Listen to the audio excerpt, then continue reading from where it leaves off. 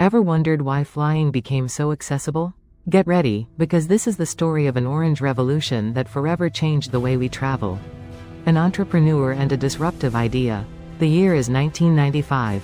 The world is changing, the internet is starting to make noise, and a young Cypriot named Stelios Hadjiioannou, barely 28 years old and with a family inheritance that could have assured him a comfortable life, has an idea that many branded as crazy: to democratize flight.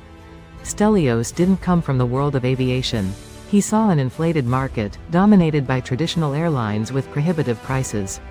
His vision was simple: to offer cheap flights, very cheap, eliminating everything he considered superfluous. Thus was born EasyJet, with an initial investment of £5 million borrowed from his father, a shipping magnate. The name was a nod to the car rental franchise, EasyCar, that he also planned to launch. The color orange, vibrant and striking, became its hallmark. The first flights take off with turbulence. EasyJet's first flight took off on November 10, 1995, connecting London Luton with Glasgow. Tickets cost just £29, a derisory price compared to the fares of established airlines. But the road was not easy. The beginnings were chaotic. Stelios, with his unorthodox vision, faced resistance from the sector, criticism from competitors, and doubts from investors. The first aircraft were leased Boeing 737-200s, painted in a garish orange that left no one indifferent.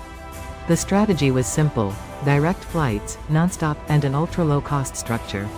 Everything was charged for: luggage, food, even choosing a seat.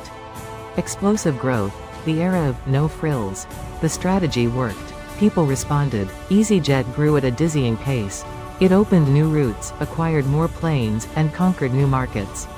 The low-cost, or no-frills, model proved to be a resounding success.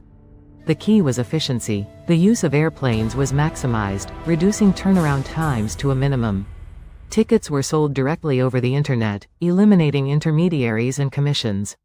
EasyJet not only offered cheap flights, but also challenged conventions. Its advertising was provocative, its campaigns memorable.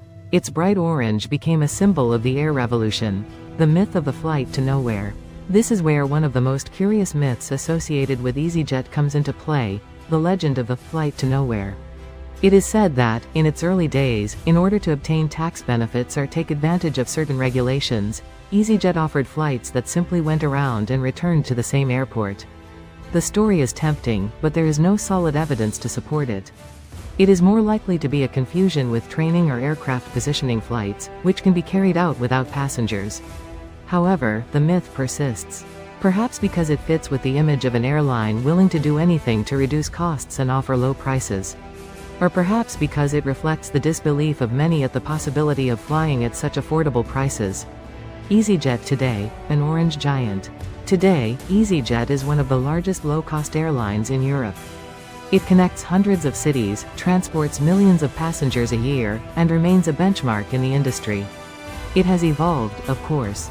It has modernized its fleet, improved its services, and adapted its business model to the new times.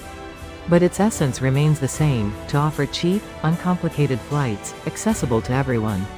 Orange remains its color, its hallmark, a reminder of that young entrepreneur who dared to challenge the sky, to democratize flight, to paint orange a world that was once only for a few. An unexpected ending. But the story of EasyJet hides a detail that few know. Beyond the success, the cheap flights and the omnipresent orange, there is a family dispute.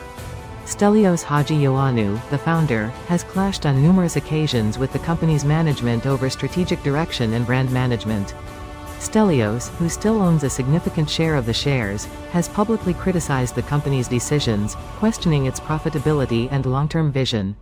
The story of EasyJet is not only the story of a business success, but also the story of a family conflict that is fought in the skies.